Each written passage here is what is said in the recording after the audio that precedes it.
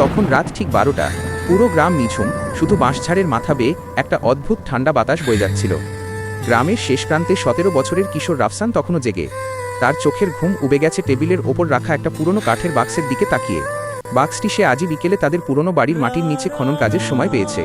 বাক্সের গায়ে খোদাই করা রয়েছে একটি অদ্ভুত লিপি, আর তার ওপর ঝুলছে একটা মরচে পড়া ভারী তালা। রাফসান যখনই তালাটা খোলার জন্য একটা লোহার রড হাতে নিল, ঠিক তখনই ঘরের কোণের ল্যাম্পটা দপ করে নিভে গেল। পুরো ঘর ঘুটঘুটে অন্ধকার। বাতাসে যেন কেউ ফিসফিস করে বলে উঠল, খুলো না রাফসান। লোভের ফল কখনো মিষ্টি হয় না। রাফসানের বুকের ভেতরটা ঢিপঢিপ করতে লাগলো। সে কি আসলেই বাক্সটা খুলবে নাকি রেখে দেবে? কৌতূহল আর ভয়ের এক তীব্র লড়াই শুরু হলো তার মনে। প্রিয় পাঠক, রাফসান কি পারবে গ্রামের মানুষের সেই চেনা ভয় আর কুসংস্কারকে জয় করে নীলকুঠির ভেতরে পা রাখতে? 3 নম্বর ঘরের দেয়ালের পেছনে ঠিক কি লুকিয়ে আছে? কোনো প্রাচীন সত্য নাকি কোনো ভয়ঙ্কর ফাঁদ? এই রোমাঞ্চকর অভিযানের মূল পর্বে প্রবেশের আগে আপনার কাছে একটি ছোট্ট অনুরোধ। গল্পের এই প্রথম পর্বটি যদি আপনার মনে রোমাঞ্চের সৃষ্টি করে থাকে, তবে এখনই একটি লাইক দিয়ে আমাদের উৎসাহিত করুন। রাফসানের এই সাহসী সিদ্ধান্ত সম্পর্কে আপনার মতামত কি, কিংবা সে কি একা গিয়ে ঠিক করলো, তা নিচে কমেন্ট করে আমাদের জানান। আপনার প্রতিটি মন্তব্য আমাদের পরবর্তী পর্বগুলো আরও আকর্ষণীয় করতে অনুপ্রেরণা দেয়। আপনি যদি এই রহস্যের শেষ পর্যন্ত আমাদের সাথে থাকতে চান, তবে এখনই আমাদের চ্যানেল বা পেজটি ফলো এবং সাবস্ক্রাইব করে রাখুন। পাশে থাকা বেল আইকনটি চালু করতে ভুলবেন না, যাতে দ্বিতীয় পর্ব আপলোড হওয়া মাত্রই আপনার ফোনে নোটিফিকেশন চলে যায়। চলুন এবার রাফসানের সাথে পা বাড়ানো যাক সেই অন্ধকার নীলকুঠির দিকে। রাফসান তার পিঠের ব্যাগে একটা শক্তিশালী টর্চলাইট, সেই ডায়েরি, মাটির পাত্রের অবশিষ্ট অংশ আর পকেটে নীল পাথরটা নিয়ে বাড়ি থেকে বের হলো। পুরো গ্রাম যেন কোনো এক অজানা আতঙ্কে নিস্তব্ধ হয়ে আছে। কেবল দূরের জঙ্গল থেকে শিয়ালের হুক্কা হুয়া ডাক আর ঝিঁঝি পোকার একটানা আওয়াজ নীরবতা ভাঙছিল। নীলকুঠির পথটা চেনা হলেও রাতের অন্ধকারে সেটা সম্পূর্ণ অচেনা লাগছিল। রাস্তার দুপাশে বড় বড় আম আর শ্যাওলা ধরা বটগাছগুলো যেন ডালপালা মেলে রাফসানকে আটকে দিতে চাইছে।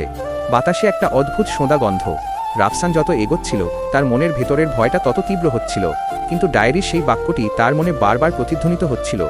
ভয় হলো মনের একটি বিভ্রম, যা তোমাকে সত্যের মুখোমুখি হতে বাধা দেয়।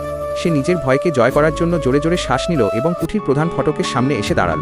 নীলকুঠির বিশাল লোহার গেটটা মরচে ধরে একপাশে হেলে পড়েছে। রাফসান আলতো করে ধাক্কা দিতেই একটা কর্কশ চররর শব্দ করে গেটটা খুলে গেল। সেই শব্দে গাছের ডাল থেকে এক ঝাঁক বাদুড় ডানা ঝাপটে আকাশের দিকে উড়ে গেল। রাফসানের বুকটা ধপ করে উঠল, কিন্তু সে থামল না। ভেতরের উঠোনটা বড় বড় ঘাস আর আগাছায় জঙ্গল হয়ে আছে। মাঝখানে একটা ভাঙা ফোয়ারা, যার ওপর শ্যাওলার আস্তরণ। টর্চের আলো ফেলতেই রাফসান দেখল কুঠির মূল ভবনের বিশাল খিলানযুক্ত দরজাটি অর্ধেক খোলা। ভেতরে পা রাখল। ভেতরের বাতাসটা কেমন যেন ভারী আর ঠান্ডা, বাইরের চেয়েও অনেক বেশি অন্ধকার। টর্চের আলোয় সে দেখল চারপাশের দেয়ালে ঝুলছে ঝুলকালি আর মাকড়সার জাল। প্রতিটি পদক্ষেপে তার নিজের পায়ের শব্দই প্রতিধ্বনিত হয়ে ফিরে আসছিল, যেন অবিকল অন্য কেউ তার পেছনে পেছনে হাঁটছে। মানচিত্রের নির্দেশনা অনুযায়ী রাফসানকে যেতে হবে দোতলার শেষ প্রান্তের 3 নম্বর ঘরে। সে ভাঙা কাঠের সিঁড়ি বেয়ে সাবধানে ওপরে উঠতে লাগলো। প্রতিটি ধাপ পার হওয়ার সময় কাঠগুলো মটমট শব্দ করছিল। ওপরে উঠে সে একটা দীর্ঘ বারান্দা দেখতে পেল, যার দুপাশে সারিবদ্ধ রুম। সে গুনতে শুরু করল। 1 নম্বর ঘর, দরজা ভাঙা, ভেতরে শুধু ভাঙা আসবাবপত্র। 2 নম্বর ঘর সম্পূর্ণ খালি, কেবল মেঝেতে 1 ইঞ্চি পুরু ধুলোর আস্তরণ। অবশেষে সে এসে দাঁড়াল 3 নম্বর ঘরের সামনে। এই ঘরের দরজাটি ভারী সেগুন কাঠের তৈরি এবং এটি পুরোপুরি বন্ধ। রাফসান দরজার হাতল ধরে ঘোরাতে গেল, কিন্তু হাতলটা লক করা। ঠিক তখনই তার পকেটে থাকা নীল পাথরটা হঠাৎ তীব্রভাবে গরম হয়ে উঠল। একই সাথে ঘরের ভেতর থেকে একটা ভারী কিছু পড়ে যাওয়ার শব্দ হলো, ধড়াম। রাফসান চমকে 2 কদম পিছিয়ে গেল। ঘরের ভেতর তো কেউ থাকার কথা নয়। তবে কি লোকমুখের গল্পগুলো সত্যি? রাফসান ভয় পেলেও পিছু হটল না। সে বুঝতে পারল নীল পাথরটার গরম হয়ে ওঠার সাথে এই ঘরের কোনো সম্পর্ক আছে। সে পাথরটি পকেট থেকে বের করে দরজার তালার কাছে ধরল।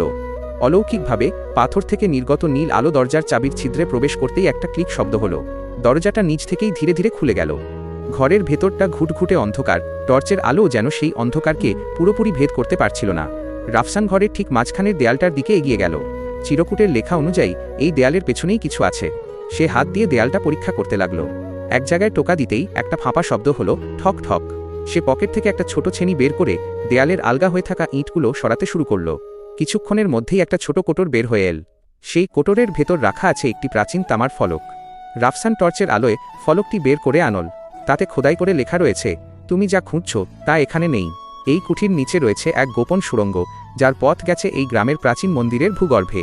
আসল সত্য জানতে হলে তোমাকে মাটির নিচে নামতে হবে। রাফসান স্তম্ভিত হয়ে গেল। তার মানে এই নীলকুঠি কেবল একটা ফাঁদ ছিল। আসল রহস্য লুকিয়ে আছে গ্রামের সেই 1000 বছরের পুরনো পরিত্যক্ত মন্দিরের নিচে। তামার ফলকটি হাতে নিতেই হঠাৎ পুরো নীলকুঠি কেঁপে উঠল। ছাদ থেকে চুনকাম আর ইঁটের টুকরো খসে পড়তে লাগলো। রাফসান বুঝতে পারল ভবনটি ভেঙে পড়ছে। সে আর এক মুহূর্তও নষ্ট না করে দৌড়ে ঘর থেকে বের হয়ে এল। কোনোমতে প্রাণ হাতে নিয়ে সে যখন কুঠির বাইরে এসে দাঁড়াল, তখন বিশাল ভবনটির একদিকের অংশ হুড়মুড় করে ধসে পড়ল। ধুলোর মেঘ শান্ত হওয়ার পর রাফসান তামার ফলকটির উল্টো পিঠে তাকাল। সেখানে একটি অদ্ভুত চিহ্নের পাশে লেখা রয়েছে, মন্দিরের ভূগর্ভে প্রবেশের চাবিকাঠি হল অমাবস্যার রক্ত। কি এই অমাবস্যার রক্ত? এটা কি কোনো তরল, নাকি কোনো অমূল্য রত্ন? রাফসান কি পারবে সেই পরিত্যক্ত মন্দিরের গভীরে লুকিয়ে থাকা সুড়ঙ্গের সন্ধান করতে? আর সেখানে তার জন্য কি অপেক্ষা করছে? কোনো প্রাচীন রক্ষক, নাকি এমন কোনো সত্যি যা সে কখনো কল্পনাও করেনি? জানতে চোখ রাখুন আমাদের আগামী পর্বে। পরের গল্পটি আরও অসাধারণ হতে চলেছে। আপনারা দেখার জন্য সবাই তৈরি থাকুন। ধন্যবাদ। আপনাদের ভালো থাকুন, আর আমাদের গল্পগুলো ভালো লাগলে লাইক, কমেন্ট, শেয়ার করতে ভুলবেন না।